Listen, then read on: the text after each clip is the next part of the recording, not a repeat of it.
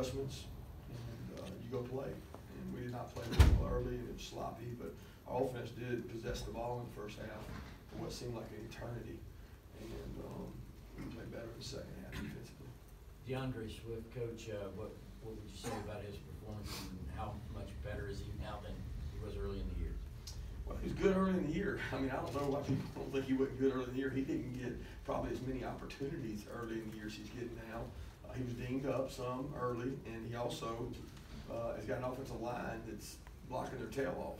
I mean, at the end of the day, DeAndre's a really electric, explosive runner. He's really good out of the backfield catching the ball. But J.J. Holloman and Solomon Kinley and Miko Harper's a lot of good blocks that sprung a 30-yard play to a whatever it was, 60 or 70-yard play. And I think when you got that, it helps you as a runner. And DeAndre would be the first to admit that.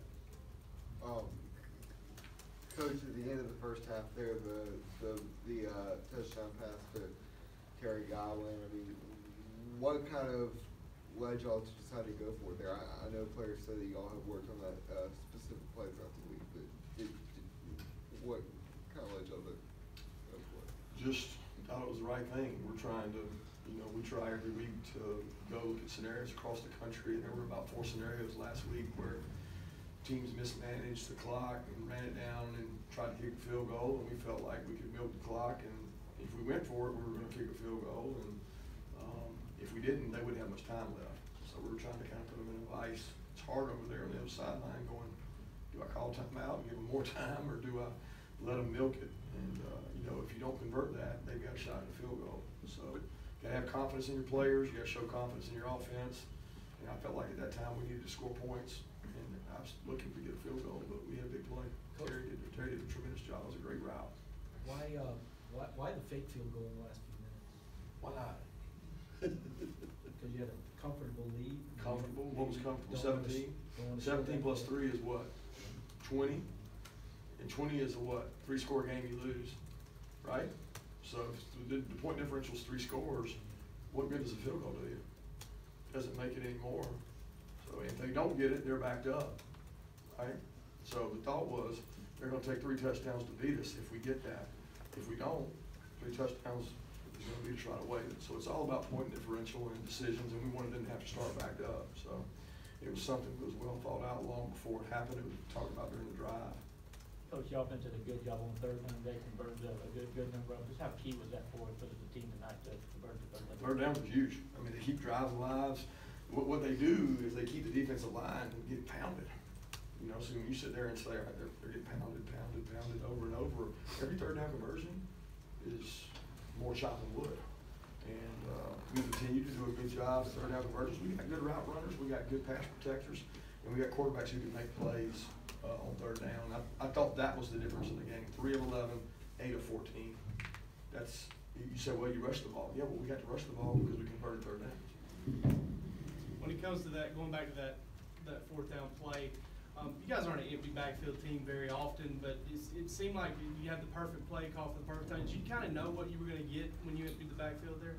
Well, Jim makes that call. He makes a decision based on what they're going to be in. We're looking for matchups, which everybody in college football is looking for. There's no genius to it. It was a good call, a good throw, a good route, good catch. And, they were trying to stop us. If they stop us there, they may get points. So they were in an aggressive call as well. Kirby, I know you mentioned that y'all have been better defensively, like as the game progressed in the second half. What were you doing better? I know there was doing a lot of screen game and trying to make you tackle the other field. That's something you've been working on. Just what all did y'all do better? I thought we settled down. I mean, I felt like all week that they were going to come out and do what they did, and we probably, weren't as prepared. There's so much to prepare for when you play Auburn. They have a ton of personnel groupings, a ton of looks. So you spend an enormous amount of time preparing for what you might get a little bit. And they gave us something that we didn't work on as much, and we had to put some packages together at halftime and do some different things. And we had some guys out there playing that don't play as much. Mark Webb is a guy that had to go in the game and play a lot. And I thought he played well in the game. It helped out. Kirby, what can you say about the job Eric Stokes did coming off the bench tonight? He comes in and has a pass break over the end zone right after he comes in. Huge play in that game. I mean, you think about that third down play, holds them to a field goal. Otherwise, I guess they're going up 14-3 maybe at that time, or 14-6. I mean, it was a big play. And Eric Stokes is one of the hardest workers on our team. I mean, he's the epitome of team. And the guy hadn't complained, fussed, and all he's done is work. And all he's done is get better. And he'll continue to grow and compete. And Tyson will do the same. Tyson had a tough night, and we've talked a long time about we're going to play the players that play the best. And I still think Tyson Campbell's a really good football player. Do you think that end of the game with Justin will help him? You know, he made a mistake or two. How will that help him in the future? It'll be tremendous. Job training. I mean, we wanted to grow the kid, let him play with confidence, let him go out and play, and he did some good things, man. He did some good things in the game. He changed a couple runs that were really good, and he managed the game well up until the shot clock and then the sack, and he knew it. He did it all right. He said, "My bad, I messed it up," and he'll grow from that. It's the best way to do is learn. First and goal on the goal line. You got 2 more downs.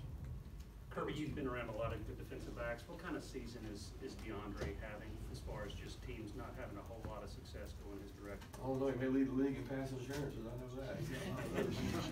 But he doesn't want to give up a completion. So DeAndre's a good leader. He leads by example. He works really hard.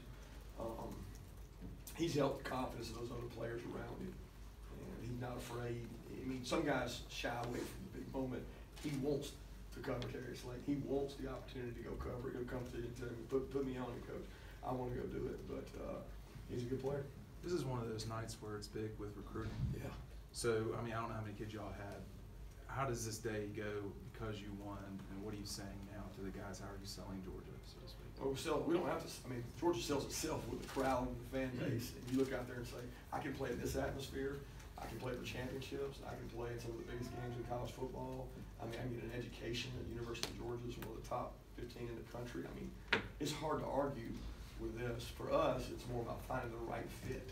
We want the right kind of players. I mean, I think our fan base just wants rankings. I just want kids that want to be here, that want to win for Georgia, that care about Georgia, that want to get a good education.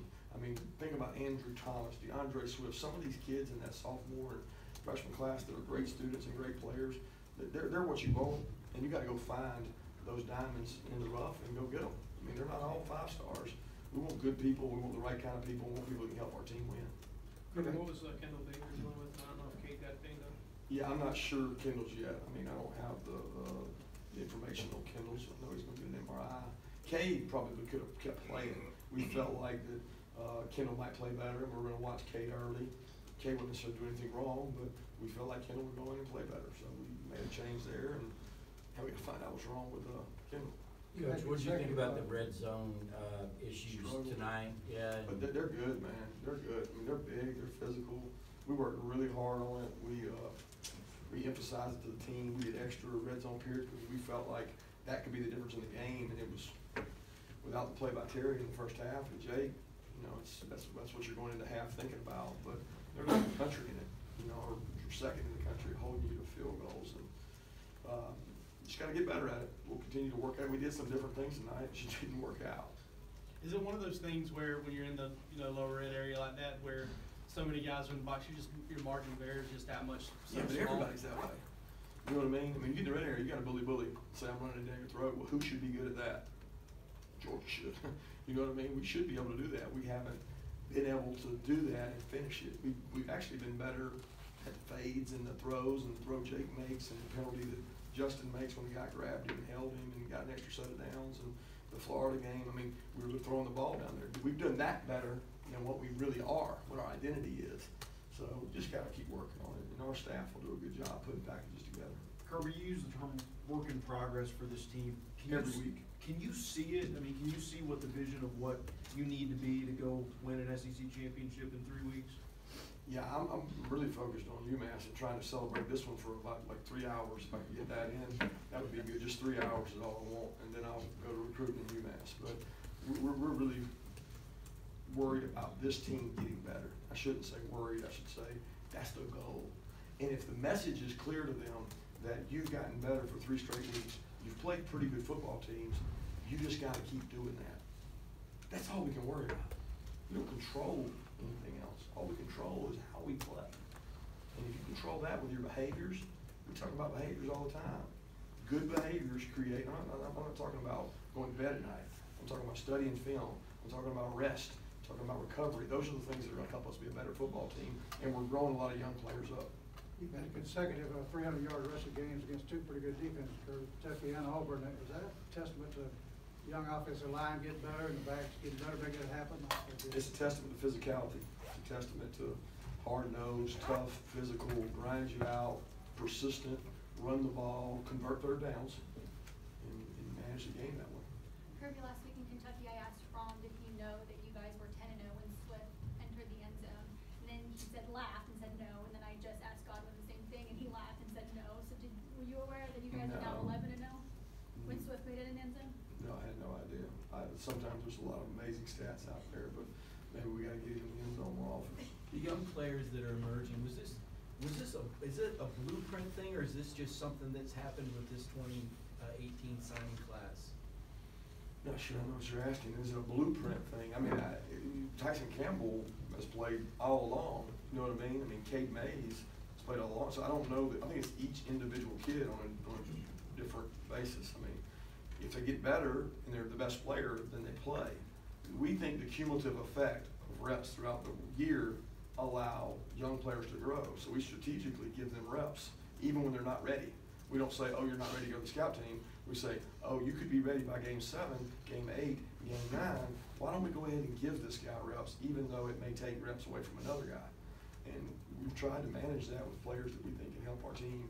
And that's a good class. There's some good players in those two young classes, the freshman sophomore class. Two more questions? When you think about the third down success y'all have been having in recent weeks, is Jake doing something better than he was maybe a month ago when you weren't having quite as much success? I don't know if he's playing well. He's making good decisions with the ball on his third down plays, and he's getting good protection. The biggest difference to me is the protection. The pocket hadn't melted down on him. He's looking at it and making good decisions. And when we run the right route, which we had a busted route tonight in the red area, and we protect, we're pretty good at getting guys open and throwing the ball and catching the ball. Last question? Thank you. Thanks, guys.